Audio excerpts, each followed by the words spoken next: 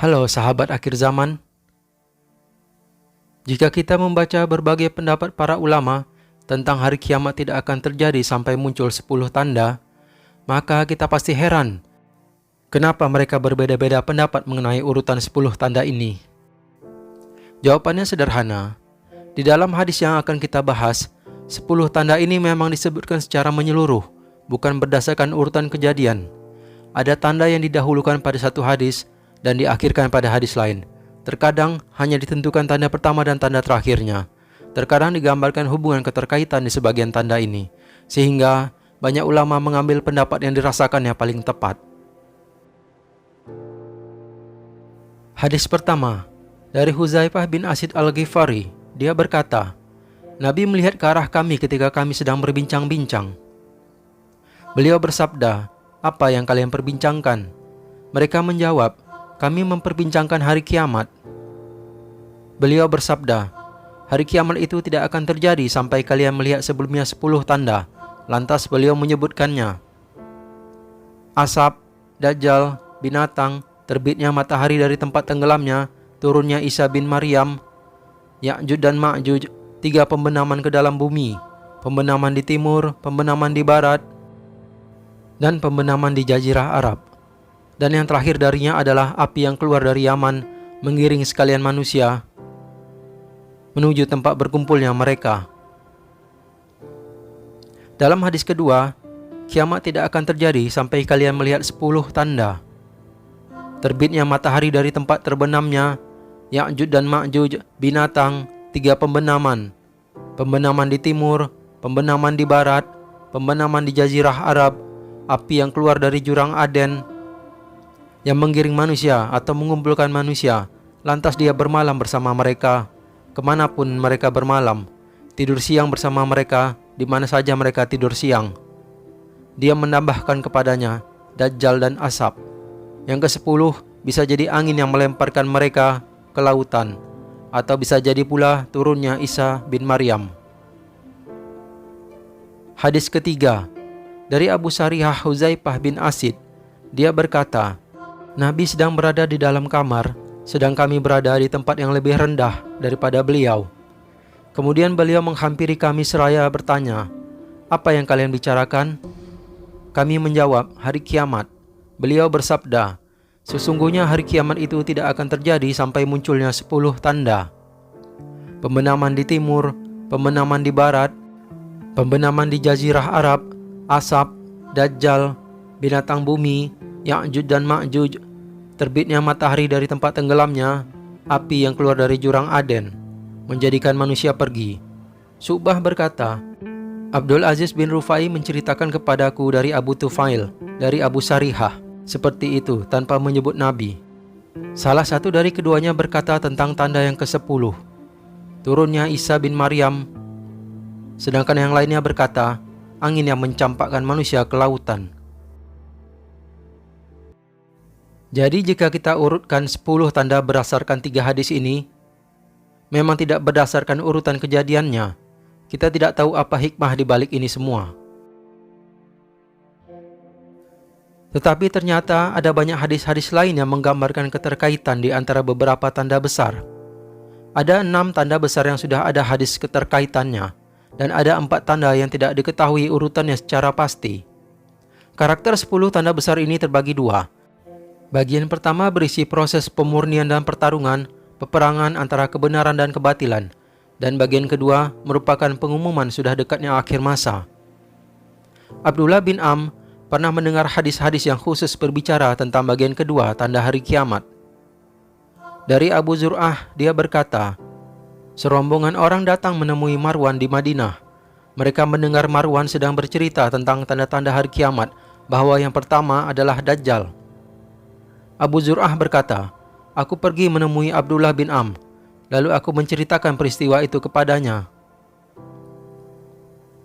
Abdullah bin Am berkata, dia tidak mengatakan sesuatu yang seperti pernah kudengar dari Rasulullah. Beliau bersabda, sesungguhnya tanda pertama hari kiamat bagian kedua adalah terbitnya matahari dari tempat tenggelamnya, atau binatang besar yang menguasai manusia pada waktu pagi. Manakala salah satu dari keduanya itu muncul pertama kali, maka yang lain akan segera muncul sesudahnya. Sambil membaca buku, Abdullah berkata, "Saya menyangka tanda hari kiamat yang pertama kali keluar adalah matahari dari arah tenggelamnya." Di hadis ini dapat diketahui bagian kedua tanda-tanda dekatnya hari kiamat adalah matahari terbit dari tempat tenggelamnya. Abdullah bin Am mendahulukannya daripada keluar binatang yang muncul sesudahnya.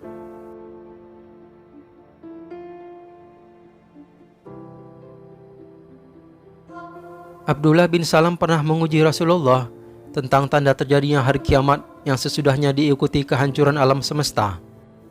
Tanda terakhir dekatnya kiamat.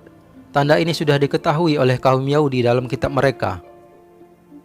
Dari Anas dia berkata, telah sampai kepada Abdullah bin Salam berita kedatangan Rasulullah ke Madinah. Lantas Abdullah mendatangi beliau. Lalu ia berkata, "Sesungguhnya aku akan bertanya kepada Anda 3 hal yang tidak mengetahuinya kecuali seorang nabi." Dia berkata, "Apa tanda kiamat yang pertama? Apa makanan pertama yang dimakan penghuni surga? Dari sesuatu apakah seorang anak mengambil kepada bapaknya? Dari sesuatu apakah dia mengambil kepada paman-pamannya dari arah ibunya?" Rasulullah bersabda, "Jibril memberitahukan kepadaku hal-hal itu baru saja." Abdullah berkata, "Itulah musuh Yahudi dari kalangan malaikat." Rasulullah bersabda, "Adapun tanda hari kiamat adalah api yang mengumpulkan manusia dari timur ke barat." Jawaban yang didapatkan sesuai pertanyaan. Tanda pertama kiamat yang diikuti oleh hancurnya alam semesta ini sesuai dengan hadis pertama dari Huzaifah bin Asid, dan yang terakhir adalah api dari Yaman menggiring manusia ke tempat berkumpul mereka. Jadi sudah jelas posisi untuk 3 tanda besar dekatnya hari kiamat. Dari Jabir, Rasulullah bersabda, kaum muslimin melarikan diri ke Jabal Dukhan di Syam. Lalu Dajjal mendatangi mereka di tempat itu, lantas mengepung mereka. Pengepungan terhadap kaum muslimin ini makin dahsyat. Selanjutnya, Isa bin Maryam turun lalu berseru di waktu pagi. Dia berucap, "Wahai sekalian manusia, apa yang menghalangi kalian dari keluar untuk memerangi si tukang dusta yang busuk ini?" Mereka menjawab, "Dia itu laki-laki sebangsa jin." Kemudian mereka berangkat. Ternyata mereka sudah bersama Isa bin Maryam. Lalu sholat diiqamati. Ketika Isa mengerjakan sholat subuh, Dajjal dan bala tentaranya mendekati mereka. Rasulullah bersabda, ketika si pendusta itu melihat Isa, maka dia meleleh seperti melelehnya garam di atas air. Lantas Isa berjalan mendekati Dajjal untuk membunuhnya. Isa tidak membiarkan seorang pun dari kalangan pengikut Dajjal kecuali dia membunuhnya.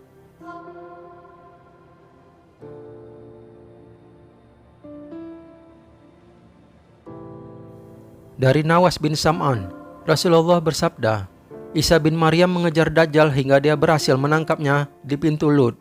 Lalu ia membunuh Dajjal. Selanjutnya Isa bin Maryam didatangi oleh suatu kaum yang dilindungi Allah dari Dajjal. Lantas dia mengusap wajah mereka dan menceritakan kepada mereka tingkatan mereka di surga.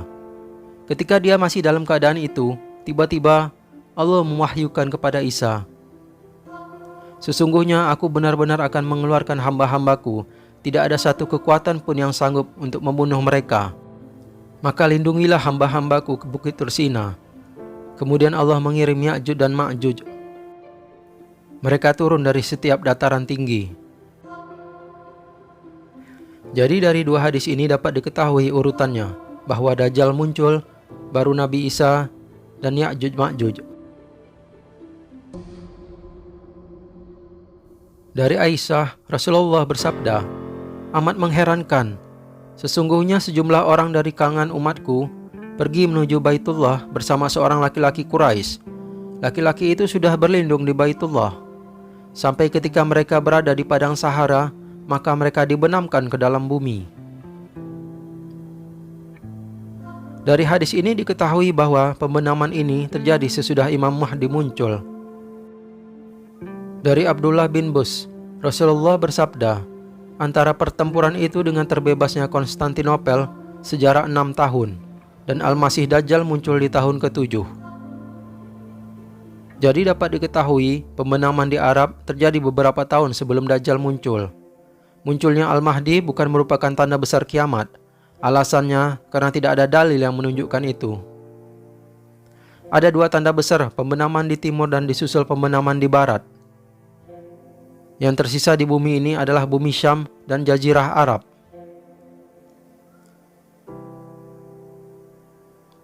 Menurut pendapat Buya Zulkifli Muhammad Ali, kedua tanda ini adalah tanda besar ke-8 dan ke-9. Jadi tinggal satu tanda lagi yang belum diketahui urutannya, yaitu dukhon atau kabut asap. Dari Abdullah bin Mulaikah, dia berkata, "Aku berangkat pagi-pagi untuk menemui Ibnu Abbas pada suatu hari. Lantas dia berkata, 'Aku tidak tidur malam ini sampai pagi.' Aku bertanya, 'Mengapa?' Dia menjawab, 'Orang-orang berkata bintang yang berekor muncul malam ini. Aku khawatir asap itu sudah muncul. Maka aku tidak tidur sampai aku memasuki waktu pagi.'" Di hadis ini Ibnu Abbas menjamin bahwa tanda asap terjadi pertama kali sebelum keluarnya Dajjal. Ali bin Abdullah Ibnu Abbas berkata, Al-Mahdi tidak akan keluar sampai munculnya tanda yang menyertai terbitnya matahari. Husain bin Ali berkata, "Apabila kalian melihat tanda di langit, api besar dari arah timur muncul selama beberapa malam, maka saat itu orang-orang menjadi lapang, karena itu adalah kedatangan Al-Mahdi."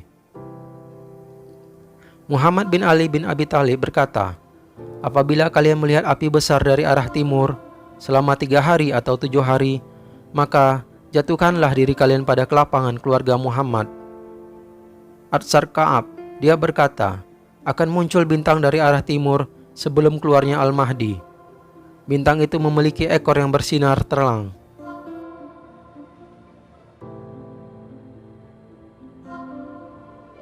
Dari Ibnu Umar, dia berkata, Rasulullah berkata kepada Ibnu Sayyad, "Sesungguhnya aku menyimpan satu simpanan untukmu."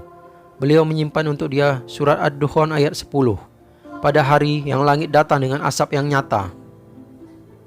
Ibnu Sayyad berkata, itu adalah asap. Apa sebabnya Nabi menyembunyikan ayat ini? Bukannya hal lazim seperti benda? Ini isyarat Nabi bahwa salah satu tanda persiapan keluarnya Dajjal adalah tanda asap. Jadi lengkaplah urutan 10 tanda besar dekatnya hari kiamat berdasarkan hadis dan atsar yang paling sahih. Berlakunya 10 tanda besar ini melalui jalan mukjizat yang bertentangan dengan hukum alam serta logika. Pelajaran penting di sini adalah keharusan selalu bersiap-siap menghadapinya dengan iman dan segera beramal soleh sebelum manusia terkejut dengan kedatangannya. Tanda besar ini akan terjadi secara tiba-tiba. Hadis-hadis akhir zaman ini sudah banyak terjadi di zaman kita ini, sehingga kitalah yang harus paling waspada.